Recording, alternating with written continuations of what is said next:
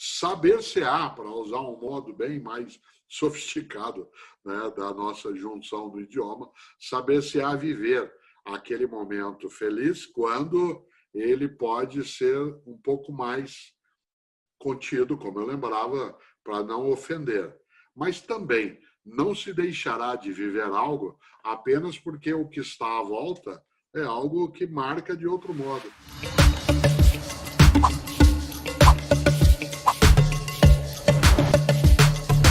Boa noite a todos. Olá. Professor, tudo bem? Tudo.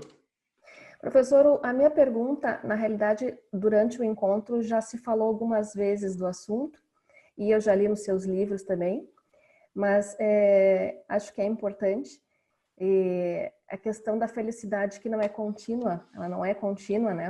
Nós temos momentos de felicidade que nos nutrem e que nos levam a seguir adiante, né? Que nos mantém e que nos fazem ter a certeza de que a vida vale a pena. Só que com tantos problemas, com tantos motivos para a tristeza, né? Como se ater a esses momentos de felicidade?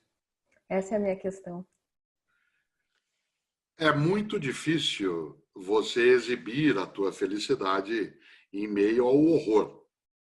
Há uma felicidade que chega às vezes a ser ofensiva quando ela é exibida, colocada à mostra, né? Quando ela se torna celebrada em meio ao sofrimento. Isso significa que há necessidade de um certo pudor na felicidade. Esse pudor não é o moralismo, é a capacidade, por exemplo, né, de não expressar de modo exagerado, quando de forma pública, algo que pode ser para outras pessoas machucante desnecessariamente. Vou te dar um exemplo bem banal.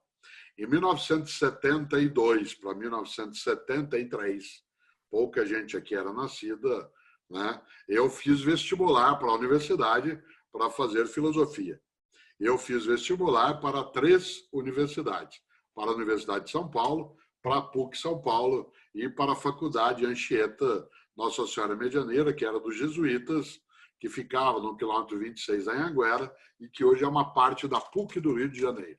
Pois bem, eu entrei nas 3, mas eu nunca esqueço de uma cena, né? Embora eu tenha feito a Medianeira, eu entrei na USP e na PUC e entrei nessa terceira por escolha até da modalidade do curso e outras razões aí em volta. Nunca esqueço da cena do dia em que eu fui ao cursinho pré-vestibular que eu fiz, em dezembro de 1972, para olhar, né, no mural o resultado daquilo que hoje seria a FUVEST, que na época se chamava CCEA, CECEM e MAPOFEI, né, que eram os grandes exames. Aliás, uma das pessoas que eu encontrei ao passar no corredor foi Serginho Groisman, que era alguém que era o animador cultural do cursinho que eu fazia, que era o antigo, não existe mais, cursinho Equipe. Serginho Groisman, que a semana próxima fará 70 anos de idade, é uma pessoa que eu aprecio imensamente.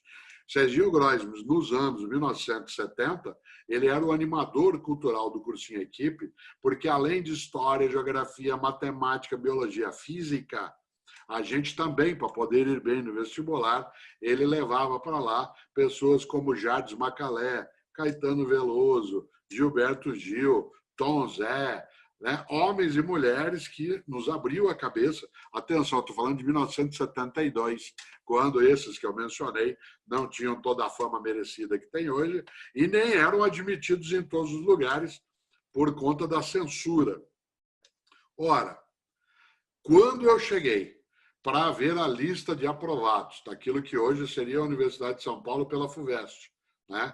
E vi o meu nome na lista, e ao meu lado estava uma das minhas colegas, né, de sala, e minha amiga, que hoje é dentista, e que naquele momento não viu o nome dela na lista, nós dois olhamos juntos para a lista de aprovados. Eu, aquilo que envolvia filosofia, ela, odontologia. Só que a lista, ela saía num bloco naquele momento. Quando eu vi o meu nome, e eu não vi o dela, e nós éramos próximos em termos de nome, né? Eu contive um pouco a minha expressividade feliz. Não que eu não tenha ficado feliz, eu estava queimando por dentro.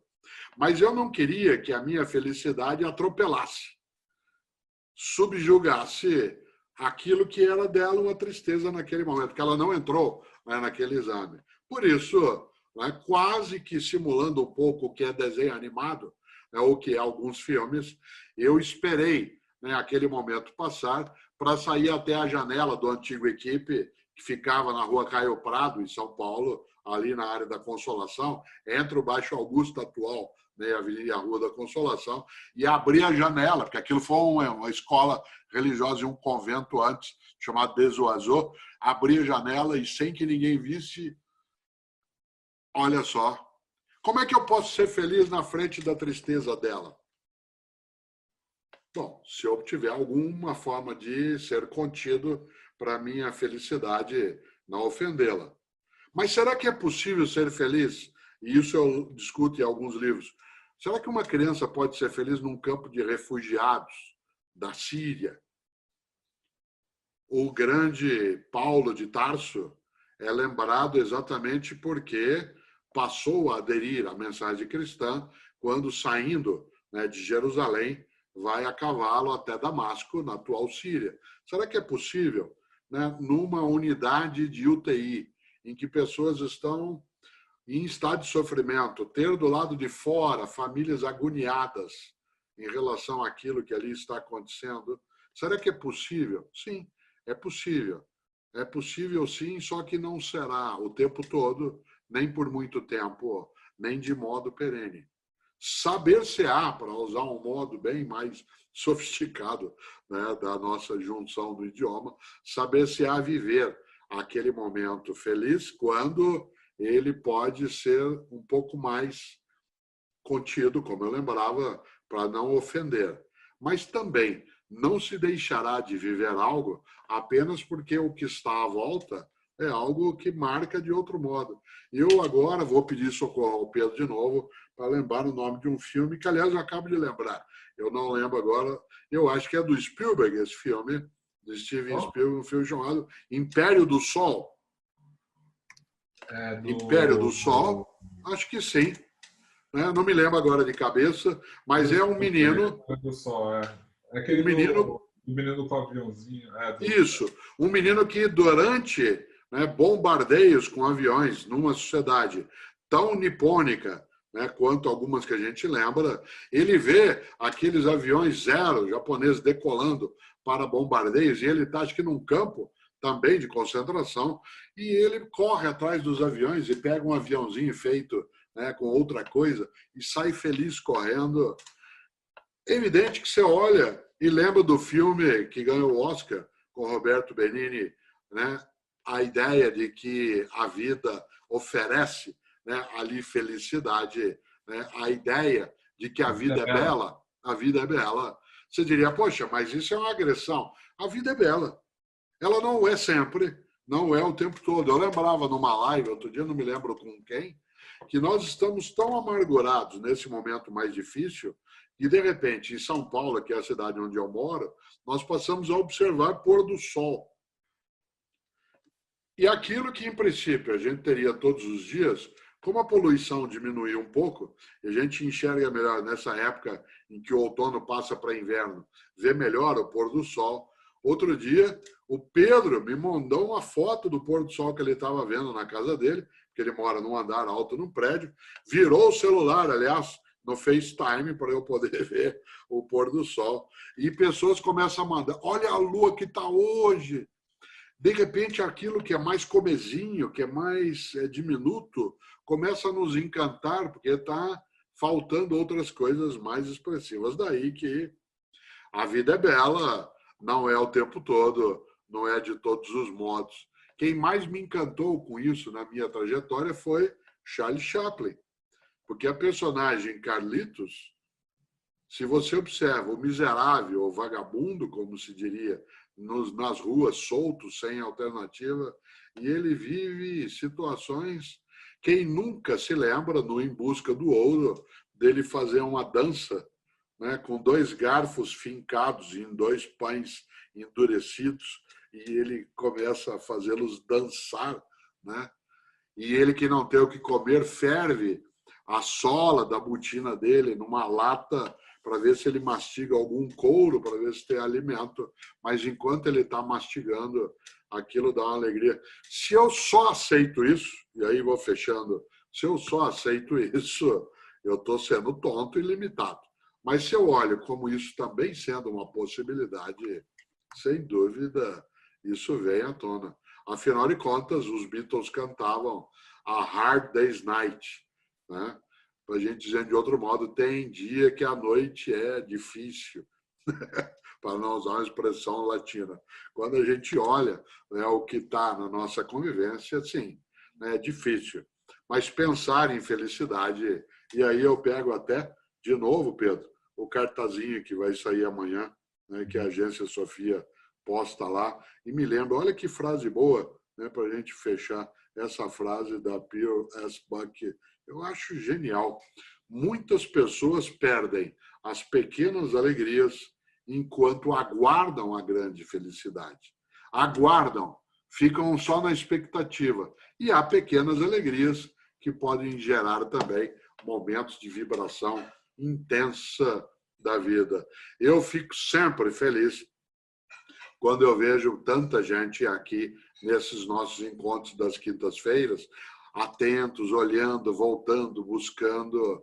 Eu sei que essa felicidade, ela não dura o tempo todo, mas enquanto ela dura, eu não deixo, evidentemente, né, de afagá-la, de aproveitar, de cuidá-la. E uma coisa maravilhosa para nós humanos, que é recordar. Recordar significa fazer passar pelo coração de novo. Recordes, quando você tem a recordação como algo que é bom. A boa recordação, porque também há a má recordação. Eu, nos meus 46 anos de magistério, que faço esse ano, tenho ótimas recordações, mas não tenho só ótimas recordações. Por isso, quem quiser, faça um passeio um dia num livro meu, que quando eu fiz 40 anos como professor, eu publiquei, chamado Nós e a Escola, Agonias e Alegrias. Nós e a Escola, Agonias e Alegrias. Pedro, 20 horas e 30 minutos em Brasília.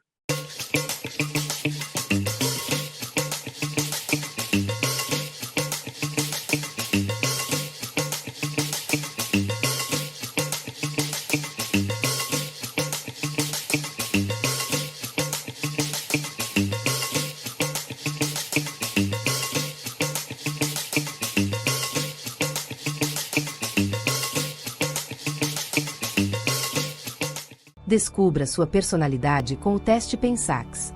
Faça o teste grátis e comece sua jornada de autoconhecimento.